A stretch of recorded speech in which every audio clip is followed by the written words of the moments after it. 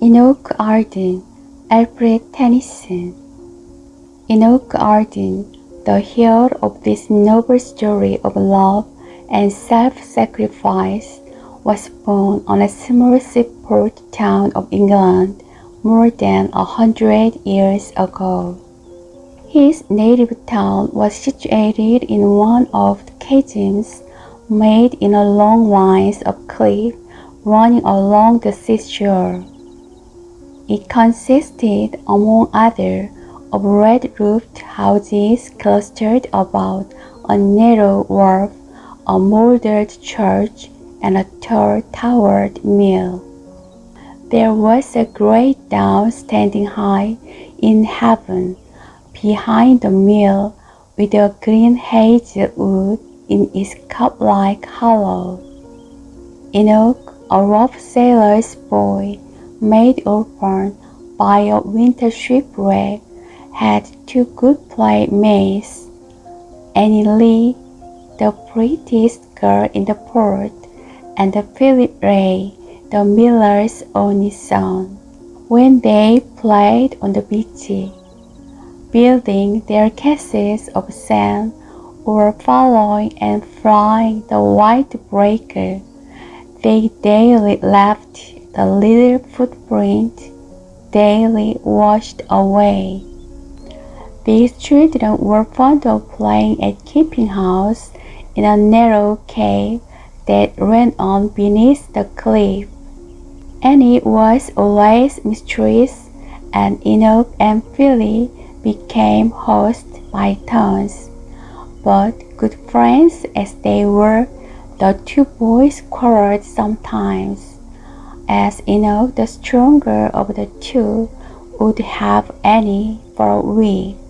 "This is my house, and this is my little wife," Enoch would often insist.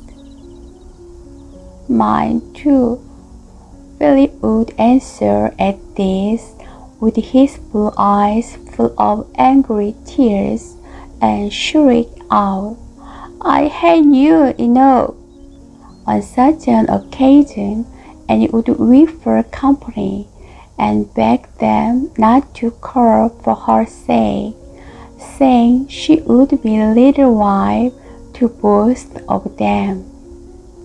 When they had passed their childhood and began to feel the new warmth of life coming up in them, both of them found that they were deeply attracted by the girl. Enoch frankly spoke his love, but Philip loved her in silence. As for Annie, she seemed kind to Philip, but she loved Enoch on her heart, although she did not know it herself and would deny if asked. Years passed and went so well with Enoch that he became the luckiest and boldest fisherman the most the coast near the town.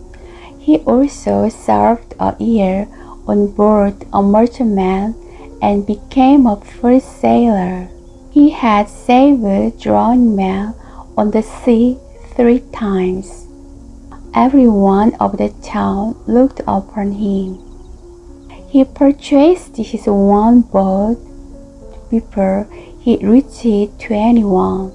He also obtained a neat and nest-like home halfway up the narrow street that clambered up toward the mill. Then one cold autumn evening, the younger people of the town went nodding to the hedgewood with bags and baskets. Enoch and Annie set out together, but Philip stayed an hour behind, as his father was lying sick and needed his care. When Philip approached where the front edge of the wood began, he saw before him Annie and Enoch sitting hand in hand. Enoch's large gray eyes and weather-beaten face were kindled by a still and sacred fire of love toward Annie. Looking at them, Philip read his doom in their eyes and faces. He groaned and slipped aside and crept down into the hollows of the wood, and there hiding himself from their eyes, he had his dark hour, while the rest were making merry shouting and laughing. In his heart, Philip bore a hunger that would not be satisfied all his life.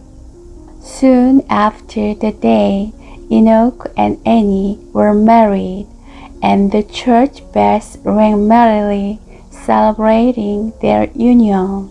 7 merry years the flew off, and during these years, happiness, health, and mature love were always with them.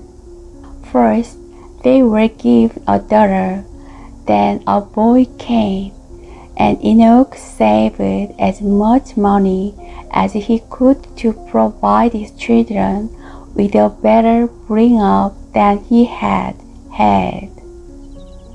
The lovely figure of the 2 children always encouraged Enoch in his trade. Enoch's trade prospered fortunately. This good fortune, however, was not to last long, and there came a change, as all human things change.